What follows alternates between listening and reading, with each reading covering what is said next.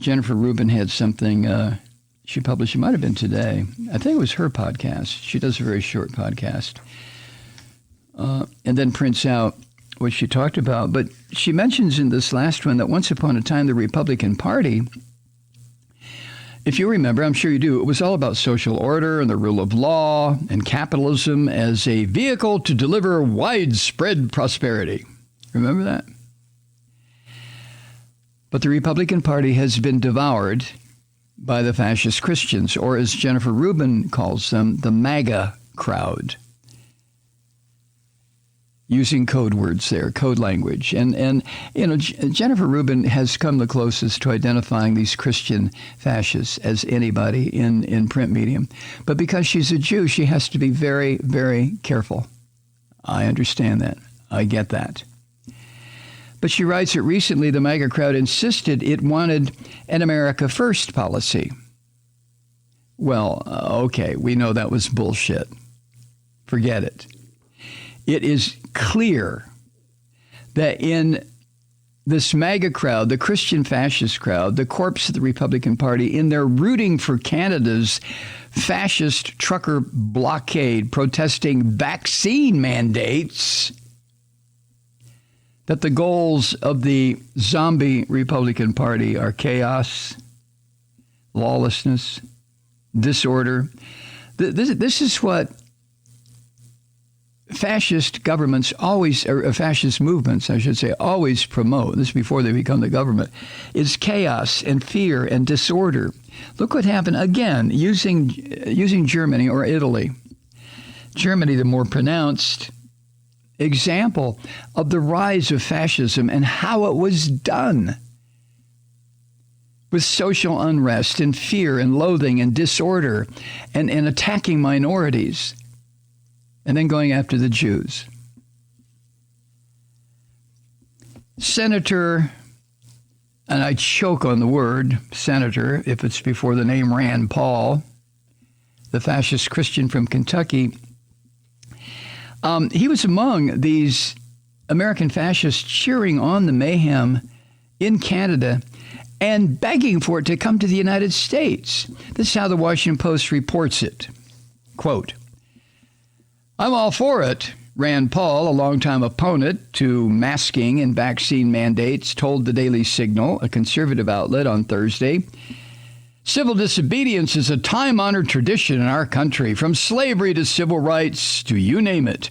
Peaceful protests clog things up, make people think about the mandates," end quote. He added, "I hope the truckers do come to America, and I hope they clog up cities," end quote. The fascist sick fuck Rand Paul. I'm sure the American auto workers who have been put out of work because of Canadian protests don't find Rand Paul's comments to be amusing. NPR reported, quote, "Car makers have had to cancel more shifts as the Canadian protests halt traffic on Ambassador Bridge, a vital transport line. General Motors has canceled 2 shifts at Lansing Delta Township Assembly in Michigan due to part shortages," end quote, NPR. So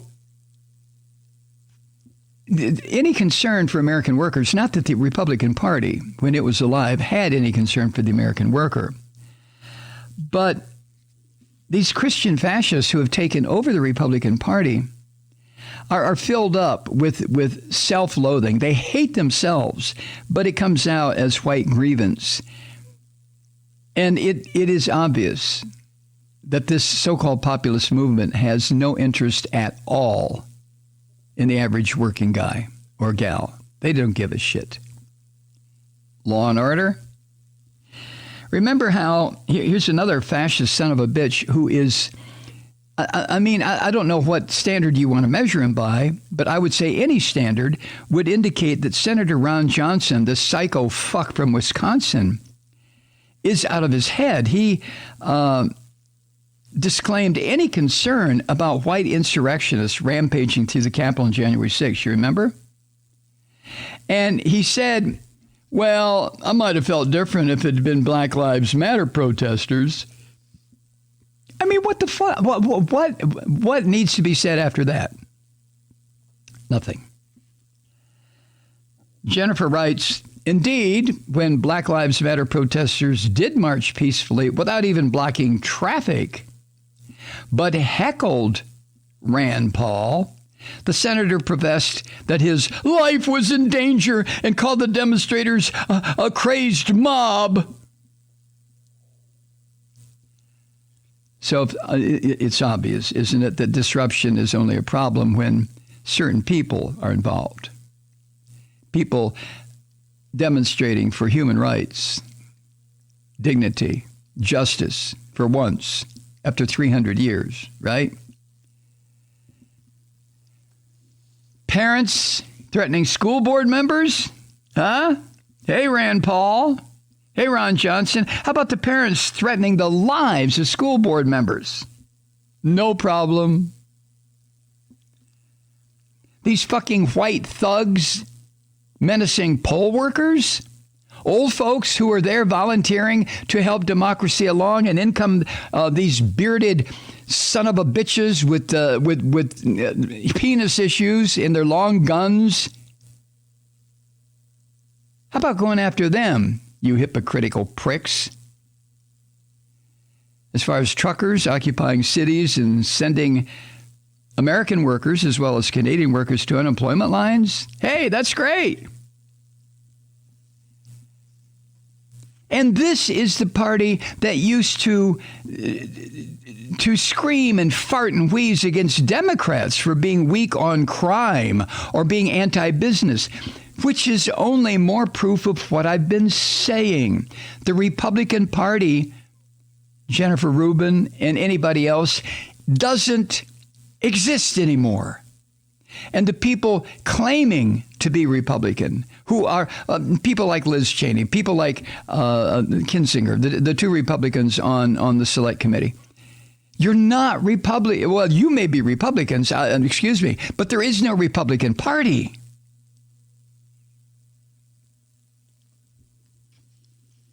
And it's not just Ted Hawley who has been amplifying this Russian propaganda for the past month. Senator Johnson, Ted Cruz, this filthy son of a bitch, along with Josh Hawley. All of them have been rooting for Russian fascism. And now they're rooting, or they were, until the Canadian police said, fuck this, and ended it.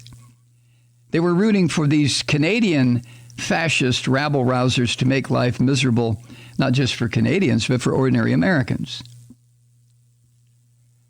So in light of all this, the fascist Christians' movement of white grievance is increasingly anti-American, as Jennifer Rubin points out, as I've been pointing out.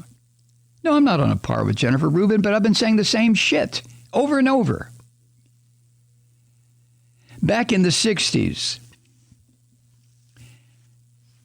when there was a Republican Party, the sick fuckers accused the Democrats of causing unrest in the streets. Remember what that unrest was about. To the detriment of the hardworking silent majority. Remember that term? Wasn't that one of Nixon's terms, the silent majority?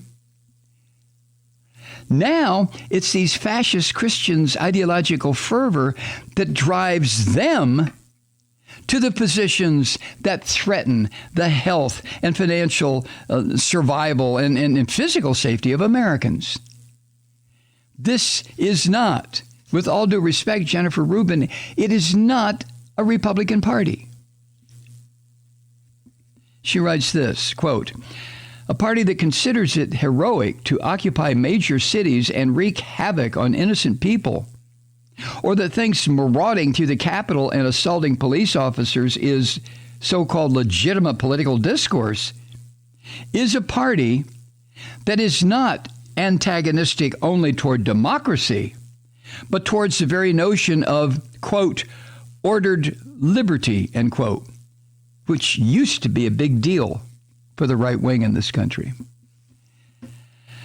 Jennifer Rubin writing.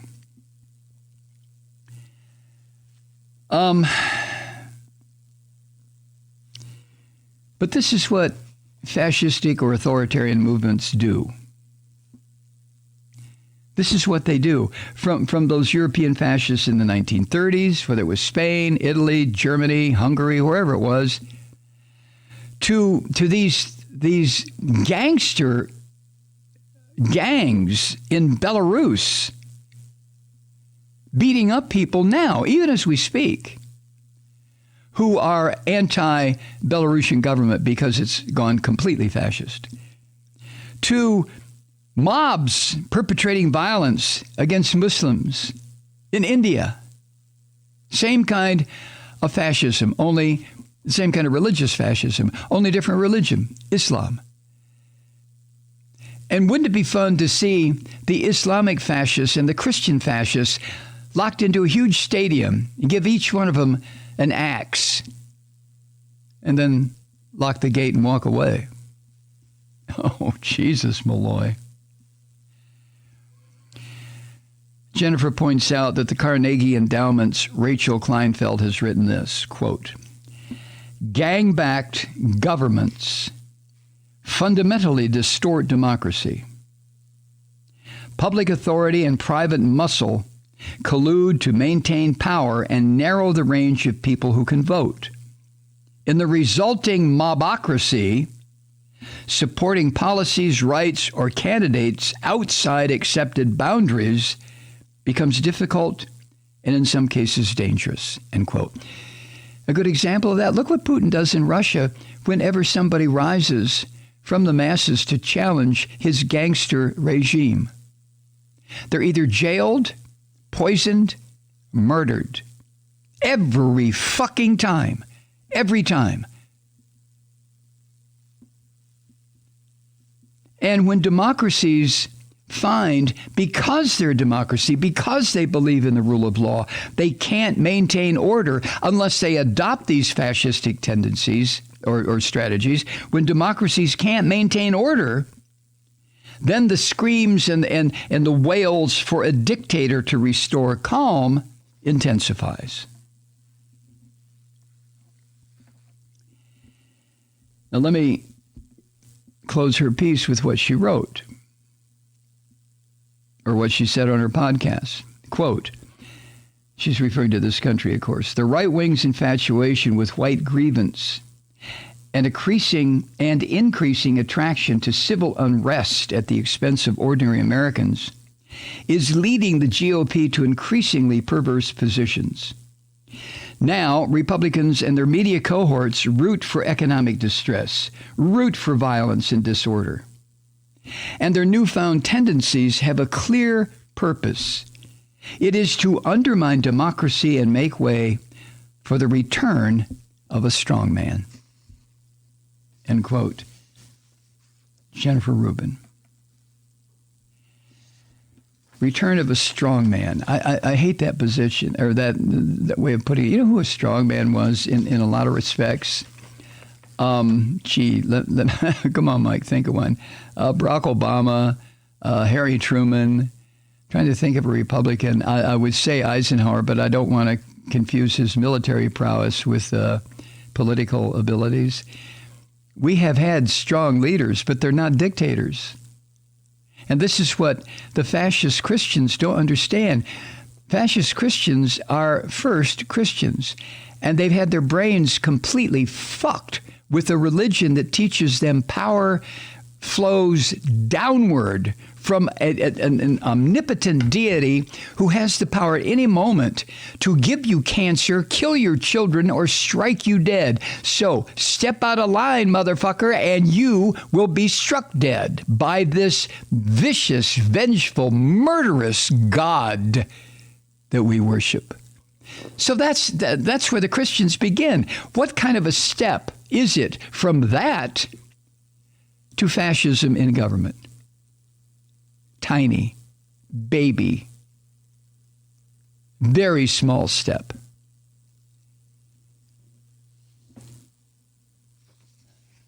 Man. Hi, Truth Seekers. Mike Malloy here. As you know, we've switched formats and are now broadcast exclusively on the Progressive Voices Network.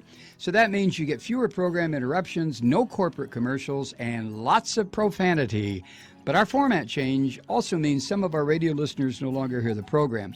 It's been a while since I mentioned our podcasts, so you may have forgotten that there is a way to listen to this program anytime you need a good dose of screaming. Visit MikeMalloy.com and subscribe to our podcast.